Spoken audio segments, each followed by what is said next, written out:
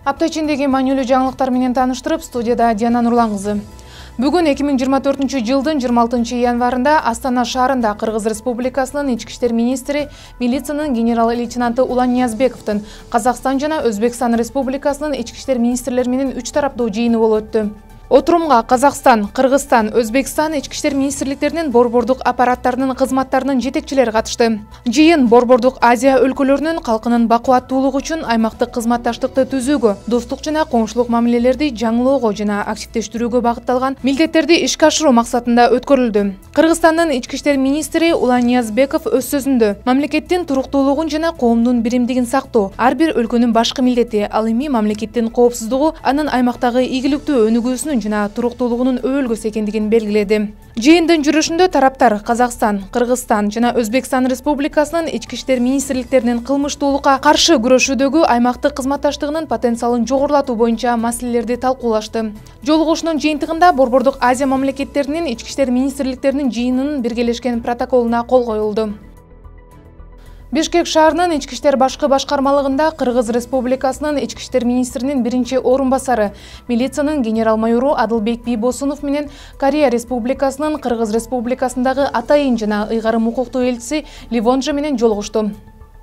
Жолугушуунун жүрүшүндө Ливонжо Кыргыз Республикасынын ички иштер министрлиги менен Корея Республикасынын Кыргыз Республикасындагы элчилигинин ортосундагы өз ара түшүнүшүү жана өз ара аракеттенүү жөнүндө кол коюлган меморандумдун алкагында Бишкек шаардык ички иштер башкы башкармалыгынын финансылык техникалык жактан камсыз кылууну күчөтүү, Бишкек шаарынын аймагындагы туристтердин жана чет өлкөлүк жарандардын коопсуздугун камсыз кылууга багытталган укук коргоо органдарынын кызматкерлерине 3 дана электромобилдерди салтанаттуу түрдө тапшырды. Ошондой эле аталган жолугушууга Кореянын Кыргыз Республикасындагы элчилигинин биринчи катчысы Ким Су Йон, Кореянын эл аралык кызматташтык боюнча Койка агенттигинин Кыргыз Республикасындагы өкүлчүлүгүнүн жетекчиси Ли Жонг Су, Койка Корея эл аралык кызматташтык агенттигинин Кыргыз Республикасындагы өкүлчүлүгүнүн директорунун орун басары Жу Юн Гин, долбоордун координатору Анара Ишинкулова, Кыргыз Республикасынын ички иштер министрлигинин эл аралык кызматташтык башкармалыгынын башчысы, милициянын полковниги Нурбек Жаңгабылов жана Бишкек шаардык ички иштер башкармалыгынын башчысы милициянын полковниги Азамат Токтоналиев катышты.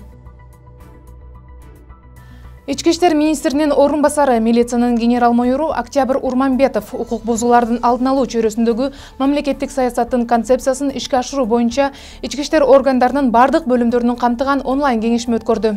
Аткарылып жаткан иштер боюнча ички иштер министрлигинин коомдук коопсуздук кызматынын башчысы, милициянын полковниги Сталбек Рахманов жана республикалык окуу борборунун башчысы, милициянын полковниги Бакыт Дубанаев баяндашып, буга чейин ички иштер министрлиги 2005 жылдын 25 июнундагы укук бузуулар жөнүндө жалгыз мыйзамын жетекчиликке алып иштеп келип, эски мыйзамдын талаптары укук коргоо органдарынын иштерин уюштурууга багытталып, башка мамлекеттик органдар менен биргеликте иш алып барышчу. Бирок мыйзамда белгиленген багыттар учурда талаптарына дал келбей калгандыгын айтып өттү. Учурда укук бузуулардын алдын алуу боюнча системдүү 4 укук ченемдик актылар кабыл алынып, башка мамлекеттик органдардын укук бузууларга багытталган жооптуу милдеттерди жана орду тагайтылгандыгын баса белгилеп кетти. Министрдин орун басары, милициянын генерал-майору Октябрь Урманбетов жыйынтыктоочу сөз айтып, укук бузуулардын алдын алуу чөйрөсүндөгү мамлекеттик саясаттын концепциясын ишке ашыруу боюнча бир катар тапшырмаларды берди. Кеңешмеге ИИМдин борбордук аппаратынын тиешелүү кызматтарынын, региондогу башкармалыктын жетекчилери катышты.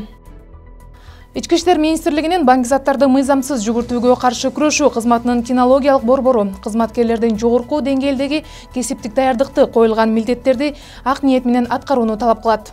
Азыркы учурда ички иштер органдарынын ишин заманбап техникалык каражаттарды колдонуусуз элестетүү мүмкүн эмес. Бирок ошого карабастан кылмыштуулукка каршы күрөшүүдө издөө иштеринин мыкты калыптанган салттуу ыкмалары кызматтык иттерди колдонуу дагы эле чоң роль ойноп келет. Бул бөлүмдүн негизги милдеттери болуп, кылмыштуулуктун алдын алуу жана ачуу, кылмышкерлерди издөө жана кармоо, баңгизаттарды, жардыргыч заттарды, курал жарактарды жана ок дарыларды табуу боюнча профилактикалык жана ыкчам издөө иш-чараларына активдүү катышуу болуп саналат. Милициянын кинологдорун даярдоо курсу бир нече айга созулат. Бул убакыттын ичинде кызматтык иттер атайын операцияларга катышууга даярдалат. 2023 жылы ички иштер министрлигинин баңгизаттарды мыйзамсыз жүгүртүүгө каршы күрөшүү кызматынын кинологиялык борборунун кызматкерлери окуя жана кылмыш болгон жерге 535 жолу чыгышкан. Кызматтык издөө иттери ар кандай кылмыштарды, анын ичинде уурулук, тоноо жана башка кылмыштардын ачууда колдонушкан. 2024-жылдын 24 январында милиция кызматкерлери тарабынан коомдук жайларда орнотулган жүзүн таануу функциясы бар сырткы видео байкоо камераларынын жардамы менен Бишкек шаарынын Чүй областында туулган ТР аттуу жаранды кармашкан. Ал мурда Кыргыз Республикасынын кылмыш жаза кодексинин 206 беренеси менен издөөдө жүргөн. Көзөмөл камералары бул жаранды издөөдө жүргөн адам катары тааныган. Белгилей кетсек, ТР аттуу жаран буга чейин дагы Чүй областынын аймагында жайгашкан намазканалардын биринде уурулук кылганы сырткы видео байкоо камераларына түшүп калган. Азыркы учурда тергөө иштери уланууда.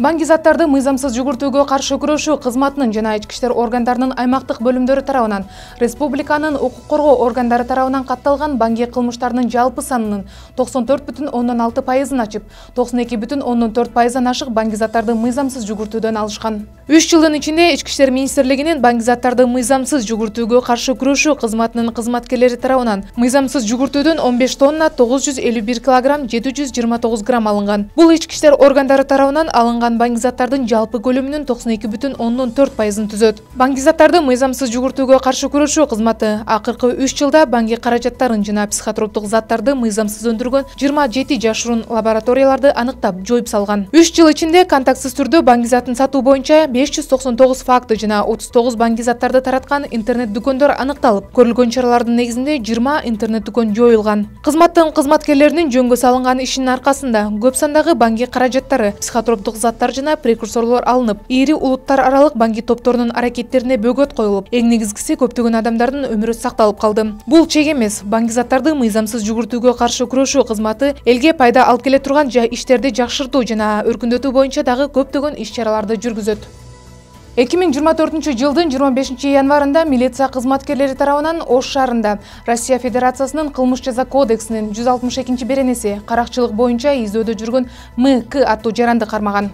Издөөдө жүргөн адам жүзүн таануу системасына камтылып, коомдук жайларда орнотулган видео байкоо камераларынын жардамы менен кармалган. 25 январ күнү милиция кызматкерлери Бишкек шаарында дагы бир Өзбек Республикасынын кылмыш жаза кодексинин 168 беренеси алдамчылык боюнча издөөдө жүргөн ТС аттуу жаранды кармашкан.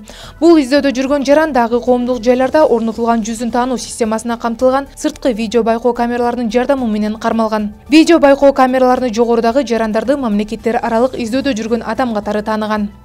Кайдыгер Караба өлүмдү кайда соодалашканын айт. Баңгизаттарды мыйзамсыз жүгүртүүгө каршы күрөшүү кызматы бардык жарандарды четте калбоого жана баңгизаттардын жайылышын алдын алууга активдүү катышууга чакырат. Мүмкүн болгон баңгизаттарды жайылтуу фактылары жөнүндө кандайдыр бир маалыматка ээ болсоңуз, анонимдүүлүк шарттарында төмөндө көрсөтүлгөн атайын номерлер боюнча бөлүшө аласыз. Ошондой эле биздин социалдык тармактардагы баракчаларыбызга жазсаңыз болот. Бирдиктүү номер 102. Апта ичиндеги маанилүү жаңылыктар болду. Ички иштер министрлиги, Диана Нурлан кызы.